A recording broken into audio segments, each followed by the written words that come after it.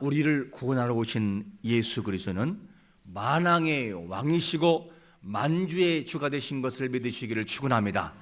그분이 왕이셔요.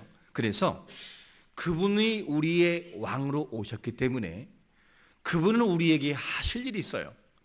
그리고 우리가 기대할 것이 있는데 그것이 뭐냐면 이사야 35장 5절과 6절에서 뭐라고 말씀하냐면 그때에 맹인의 눈이 밝을 것이며 못 듣는 사람의 귀가 열릴 것이며 그때에 저는 자는 사슴같이 뛸 것이며 말 못하는 자의 혀는 노래하리니 이는 광야에서 물이 솟겠고 사막에서 시내가 흐를 것임이라. 할렐루야. 이런 역사가 메시아를 통해 이루어진다는 거죠. 그러므로 우리는 여기에 계신 모든 분들은 육신과 영적인 것과 현재와 미래에 있어서 예수 그리스도 메시아를 통하여 회복과 영광이 나타나기를 예수 그리스도 이름으로 축원합니다. 그분이 하시면 못할 것이 뭐고 안 될 것이 뭐냐는 것이죠. 된다는 것이죠. 그래서 만왕의 왕을 모시고 살아가는 우리는 패배의식 속에 살아가서는 안 되는 거예요. 옆 사람 한번 얼굴 보시 바랍니다. 패배자의 얼굴인지 승리자의 얼굴인지. 패배자가 아니라 승리자의 모습을 가지고 살아가기를 축원합니다. 이렇게 우리가 살아가는 것이 맞다는 것이죠. 왜냐하면 우리는 영광의 주님을 모시고 살아가는 사람들인데 어떻게 매일 패배자의 모습을 가지고 염려하고 근심하며 이렇게 살아갈 수가 있냐는 거예요. 우리는 신분상 그게 어울리지가 않아요. 신분상 하나님의 자녀이기 때문에 우리가 살아가는 삶은 승리의 모습이지 패배의 모습이 아니라는 거죠. 오늘 말씀에 우리가 이 말씀을 기억하면서 정말 패배자가 아니라 승리자로 살아가는 것이 중요한데 본문에 누가 나오냐면 예루살렘에 시몬이라고 하는 사람이 나와요. 근데 이 사람을 보게 되면 정말 경건하고 이스라엘의 회복을 기다리는 이런 사람이 누구냐? 이 시몬이었습니다. 이스라엘은 누구에게 속국되어 있었죠? 누구에게? 로마에게 속국이 돼서 정말 늘상 그들에게는 패배의식을 가지고 살아갔어요. 그런데 오늘 본문에 등장하는 이 시몬이라고 하는 사람은 패배의식이 아니라 희망과 기다림이었어요. 사람이 너무 오랫동안 질병이 있고 너무나 많은 경험에 있어서 패배를 경험하면 내일도 안 될 거야, 안 되겠지 뭐, 이렇게 패배의식 속에 있어요. 하지만 우리가 이런 패배의식에서 벗어나려면 예수 그리스도의 능력과 영광과 그분의 일하심을 기억하면 패배의식을 뒤엎을 수 있습니다. 여러분, 패배의식 속에 머물지 않고 승리와 영광의 모습을 가지고 오신 예수 그리스도 그분을 바라보고 나가기를 축원합니다. 이 마음을 갖는 것이 너무나 중요하죠. 그런데 본문에 등장하는 이 시몬은 참 패배의식이 아니에요. 패배의식이 아니라 기다림. 메시아를 통하여 반드시 이 민족이 회복될 것이다. 이 기대감이 그를 지배했습니다.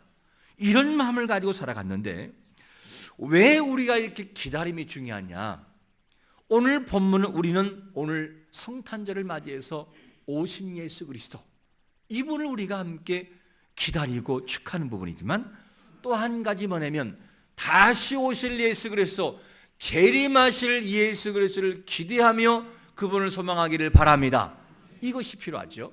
자, 그러면 왜 소망이 필요하느냐? 왜 메시아를 기다리는 기다림이 필요하냐면 시편 107편 9절에 보니까 뭐라고 말씀하냐면 그가 사모하는 영혼에게 뭘 주신다고요? 만족을 준다는 거죠. 그리고 줄인 영혼에게 뭘 주신다고요? 좋은 걸 채워주신다는 거예요. 그렇기 때문에 우리에게는 사모하는 심령이 필요해요. 사모하는 마음속에 하나님이 담아 주시기 때문이죠. 이런 마음이 우리에게는 절실히 필요하다는 것을 알 수 있습니다. 자, 그러면 사모한다는 말이 뭐냐? 이 사모한다는 말이 이 원뜻을 보면 사카크라는 이 원문을 보면 어떻게 나오냐면 뜻이 뛰어다니다, 그리고 갈망하다, 목마르다, 이런 뜻이죠.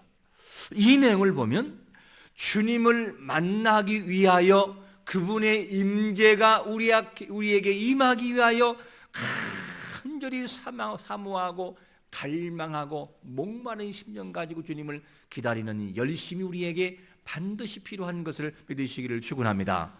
자, 그러면 이렇게 간절히 갈망하고 소망했던 시므온, 메시아를 통하여 이 민족이 회복될 것이다, 이거를 갈망하고 소망했던 이 시므온에게 성령께서 말씀하셔요.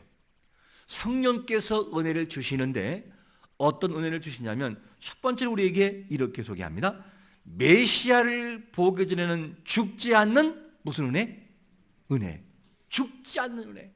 이게 무슨 말이냐면 누가복음 2장 26절에 보니까 그가 주의 그리스도를 보기 전에는 죽지 아니하리라 하는 성령의 지시를 받았다라고 말씀합니다.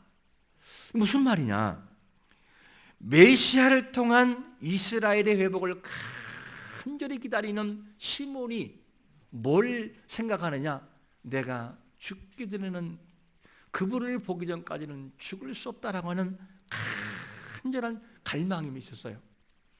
그러니까 이 마음을 알고 성령께서 뭐라고 말씀하냐면 주의 그리스도, 즉 메시아를 보기 전까지는 너 안 죽을 거야, 걱정하지 마 라는 답을 주는 거죠.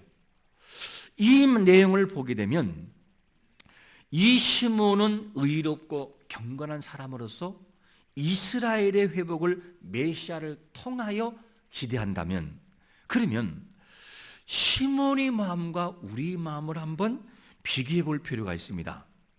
시몬이라고 하는 이 사람은 메시아를 보기 전까지는 죽을 수가 없다, 죽을까 봐 걱정할 정도로 메시아를 기다렸어요. 내가 이렇게 하다가 죽으면 어쩌나, 메시아를 보고 좀 죽으면 좋을 텐데, 이 마음이 너무 간절했어요. 그러니까 이 시몬이라고 하는 사람은 어떤 마음이냐? 죽을 만큼 메시아를 사모하는 사람이었어요. 죽도록 사모하는 사람. 여러분, 일평생 우리가 예수 믿으면서 단 한 번만이라 좋으니 내가 죽도록 그분을 한번 기다리고 사랑하는 마음으로 예배하는 자가 되시기를 축원합니다. 이 마음을 한번 가져봐야 돼요. 내가 일주일 동안 정말 죽도록 주님이 보고 싶었고 그 예배를 기다리되 잠을 잘 수 없을 만큼의 기다림, 그리고 그분을 너무너무 보고 싶어서 밤새 밤을 지새우는 만큼의 이 사모함이 우리 앞에 있다면 얼마나 은혜가 될까? 얼마나 감동이 될까? 시몬이 딱 그랬다 그 말이죠. 우리가 이래야 되는 이유가 어디 있었죠? 이렇게 해야만 되는 이유가 있어요. 그 이유를 우리 한번 같이 빌립보서 2장 7절과 8절 주님이 하신 일을 한번 읽어보겠습니다. 시작. 오히려 자기를 비워 종의 형체를 가지사 사람들과 같이 되셨고 사람의 모양으로 나타나사 자기를 낮추시고 죽기까지 복종하셨으니 곧 십자가에 죽으심이라. 할렐루야. 죄로 죽은 인생을 살리시기 위하여 하나님 자신이신 예수님은 그 보좌에서 내려오셨어요. 영광과 또 영광이신 그분께서는 그 모든 보좌에서 내려오시고 이 땅에 가장 천한 모습으로, 비천한 모습을 가지고 오셨어요. 그리고 이 땅에서 33년 동안 계실 때에 단 한 번도 어떻게 하느냐, 누리려고 하는 자세가 아니라 하나님 아버지의 뜻을 다 이루기 위하여 헌신하고 수고하고 아픔을 지불했어요. 이것이 누구냐? 예수님의 모습이었다는 거죠. 하나님의, 즉 우리의 입장에서는 어떤 것이냐? 성탄절이기 때문에 기쁘다고 전내 주님을 막 찬양할 수 있는 행복이 주어졌지만, 그러나 하나님 편에서는 뭘 지불하느냐? 최고의 영광을 내려놓은 것이고 가장 고통과 치욕의 모습을 가지고 이 땅에 내려오시는 출발점이 뭐냐? 성탄절이에요. 그래서 우리는 반드시 두 가지를 볼 줄 알아야 되죠. 우리 입장에서는 최고의 기쁨과 최고의 영광의 날이지만 그분 앞에서는 뭐냐면 그분은 최고의 낮아짐과 최고의 고통의 시작점이라는 거죠. 그래서 성탄절을 우리는 두 가지를 같이 봐야 돼요. 최고의 기쁨과 최고의 낮아지신 예수 그리스도, 이 두 가지를 같이 보는 것이 뭐냐? 진정한 성탄의 본질을 볼 수 있는 눈이 열리는 것입니다. 이것이 아니면 진정한 성탄절의 의미를 모르고 살아가는 거죠. 너무나 중요한 부분입니다. 그러므로 시므온은 정말 메시아를 애타게 기다렸어요. 애타게, 너무너무 애절하게 애타게 그렇게 기다렸어요. 죽을 만큼. 자기가 예수 그리스도 메시아를 보기 전까지는 죽을 수가 없다. 나는 이 정도의 사모하는 마음이 누구냐? 시므온의 가슴속에 있었어요. 그러니까 성령께서 그 마음을 찾아가지 않습니까? 시므온아, 너 메시아를 보기 전까지는 안 죽으니까 걱정하지 말아라. 보고 죽을 거야. 이렇게 성령께서 말씀하시는 것을 보게 됩니다. 여러분, 우리 이 내용을 보면 시므온은 유대인이에요. 우리는 누구죠? 이방인이에요. 시므온은 그래도 신분상 유대인이기 때문에 덜 찾아도 되는 것처럼 느껴져요. 우리는 누구죠? 이방인이에요. 더 하나님을 사모하고 찾아야 되는 것이 누구냐? 우리의 신분이에요. 이 내용을 바라볼 때 이 시므온과 우리를 비교할 때 비교가 되지 않아요. 신분상 바라볼 때. 그런데 은혜는 동일하게 적용돼요. 어떻게? 시므온에게도 성령의 하나님이 찾아오셨고 이방인 우리에게도 찾아오셨어요. 이 은혜를 기억하면 아무리 생각을 해봐도 믿어짐이 은혜예요. 그분을 알게 된 것이 은혜이고 이렇게 되는 이유가 있어요. 이유가 뭐냐? 그 내용을 디모데전서 1장 16절에 우리에게 뭐라고 소개하냐면, 그러나 내가 공유를 일본 까닭은 예수 그리스도께서 내게 먼저 일제 오래 참으심을 보이사 후에 믿어 주를 믿어 영생 얻는 자들에게 본이 되게 뭐라고요? 하려 함이라. 그분이 오래 참으심이 여기에 우리를 만든 걸 믿으시기를 축원합니다. 너무 참아주심. 죄인이 맞는데도 그분께서 우리를 참아주셨어요. 그러니까 지금 그분을 찬양할 수 있는 역사가 있다는 것이죠. 이거를 우리에게 말씀해 주고 있습니다. 여러분, 하나님의 오래 참으심이 이 자리에 우리를 세워놨다는 사실을 100% 믿고 그분을 찬양하기를 축원합니다. 그러므로 그 은혜 때문에 우리에게 주어진 은혜가 뭐라고 소개하고 있냐면 바로 에베소서 2장 8절에 보니까 너희는 그 은혜에 의하여 믿음으로 말미암아 구원을 받았으니 이것이 너희에게서 난 것이 아니요 하나님이 뭐라고요? 선물이라는 거예요. 하나님의 선물. 너희의 노력이 아니라 나의 사랑이요 나의 모든 깊은 사랑을 통하여 너희에게 믿음을 주었으므로 네가 믿었다는 거예요. 이걸 우리에게 소개해 주고 있습니다. 그러므로 우리는 정말 이 은혜를 알고 살아가는 것이 너무 중요해요. 사람은 은혜를 쉽게 잃어버립니까? 안 잃어버립니까? 너무 쉽게 잃어버려요. 세월이라는 이 복병 앞에 다 무너져버려. 은혜를. 무슨 말이냐? 저는 살면서 죽을 뻔한 사람들을 여러 번 구해봤어요. 특별히 수영을 하면서. 그 중에 2번만큼은 잊을 수가 없어요. 저도 죽을 뻔했고 그도 거의 죽었던 상태였기 때문에. 그런데 그 아이를 구해준 다음에 제가 이름도 기억해요. 하도 기억해서 2사람을. 그런데 세월이 1년, 2년, 10년, 20년 지난 다음에 그들은 그걸 기억하느냐? 기억할까요? 기억을 못해요. 여러분, 여러분들이 교통사고로 죽을 뻔한 적이 있죠? 정말 죽을 뻔한 적이 있었죠? 얼마 동안은 그 장소를 지나가기만 하면 어떻게 되죠? 계속 혀가 목이 따라가요. 그때를 생각하느라고. 나중에는 점점 식어지기 시작하고 나중에는 싱싱 지나다녀요. 왜? 잃어버렸으니까. 이게 뭐냐? 사람들의 마음이에요. 그들의 생각 속에 제 이름을 기억할까? 제가 도와준 그를 기억할까? 억지로 이야기하지 않으면 그랬나? 라고 말할지는 몰라도 평상시 은혜가 떠올리지는 않을 거예요. 이게 뭐냐? 사람이라는 거예요.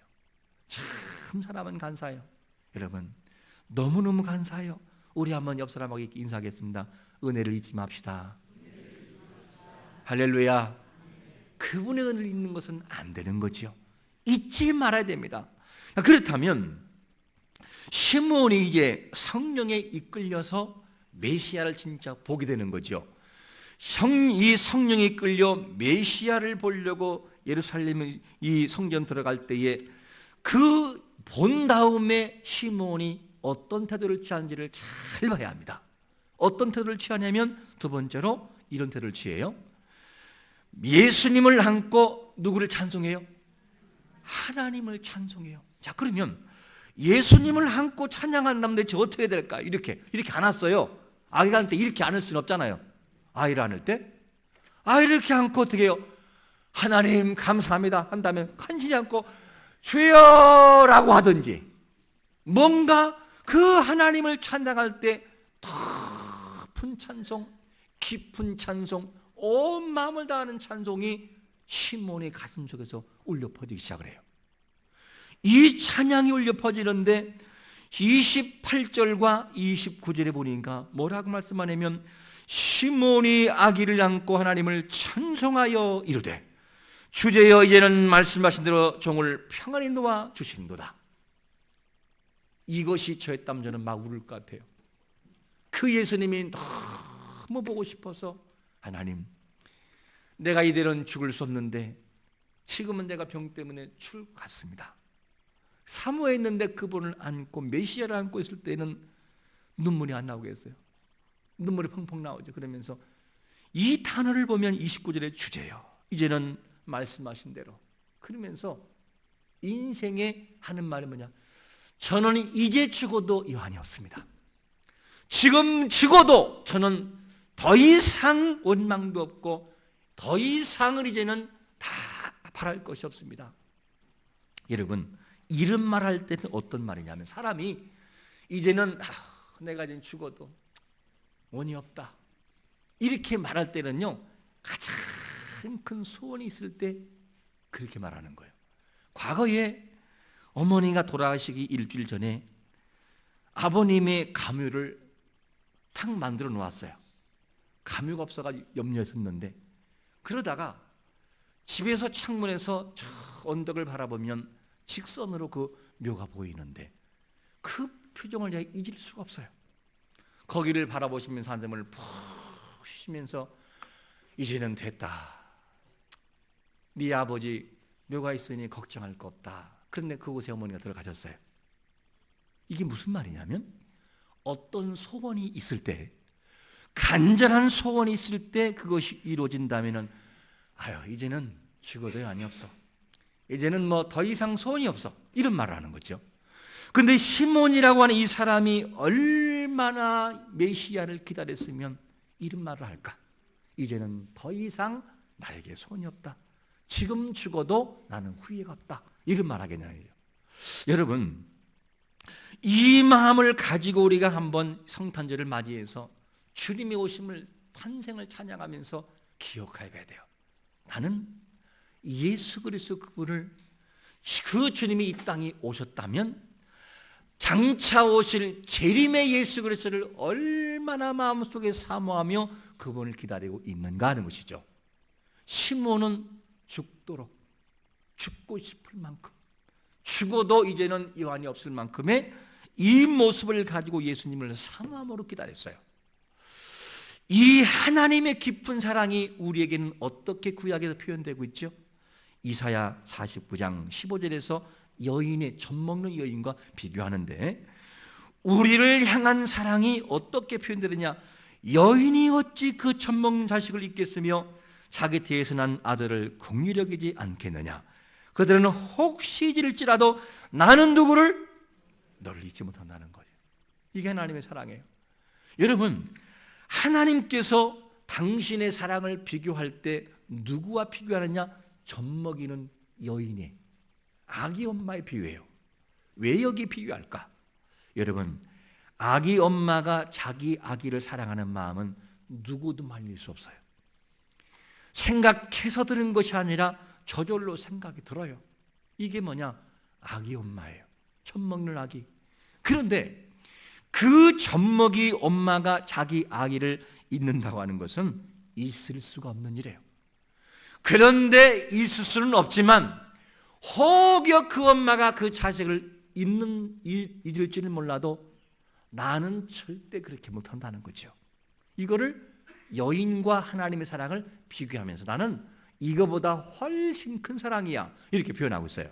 여러분, 하나님의 이 절대적인 사랑 앞에 늘 감사하면서 그분을 찬양하되 시몬이 죽기 전에 그분을 보고 싶은 애절한 마음과 애타는 마음을 가지고 다시 오실 예수 그리스도를 이 시간 기다리고 오신 예수 그리스도를 탄생을 축하하는 삶을 살아가기를 축원합니다.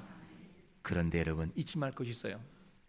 이 하나님의 깊은 사랑은 어떤 사랑이냐면 아까 앞에서 말씀한 것처럼 예수님의 탄생은 두 가지다.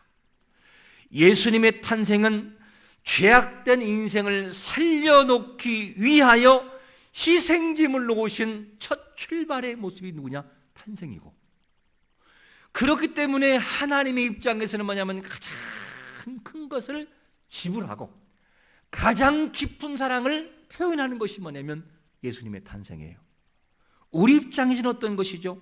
가장 기쁘고 즐거운 날이에요. 왜? 메시아가 온 날이기 때문에. 그래서 반드시 성탄절은 기억해라. 최고의 기쁨과 최고의 낮아지심이 성탄절 두 가절의 이 절의 두 가지 바의 모습이다. 최고의 기쁨, 그분의 오심과 최고의 낮아지심의 출발의 인간으로 오신 예수 그리스도, 두 가지를 같이 볼 줄 알아야 진정한 본질의 성탄절을 볼 수 있는 거죠. 이것을 보이지 않는다면 우리는 어떻게 끝나느냐? 반짝이는 네온사인에 속을 수밖에 없어요. 이 네온사인이 우리 마음을 뺏길 수밖에 없습니다. 이것이 우리에게 중요한 것입니다.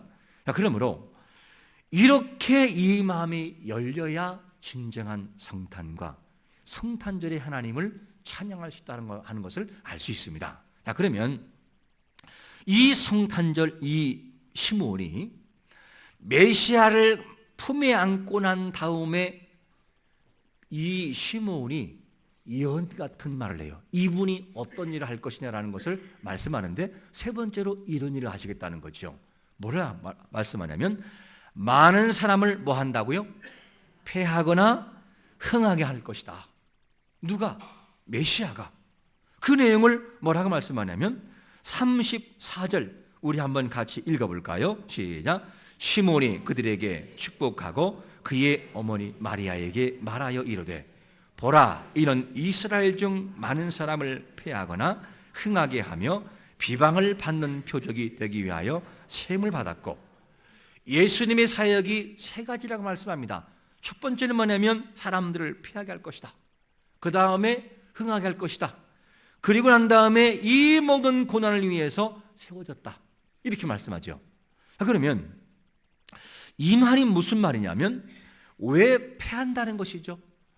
이 땅에 예수님이 오셨을 때 우리는 지금 예배하죠. 하나님을 찬양하고 예배하고 기쁘다고도 오셨네 주님을 찬양해요. 근데 이 시각에 예수를 안 믿는 사람, 모르는 사람들은 뭐 하고 있을까요? 건배하고 있어요. 이 무슨 말입니까?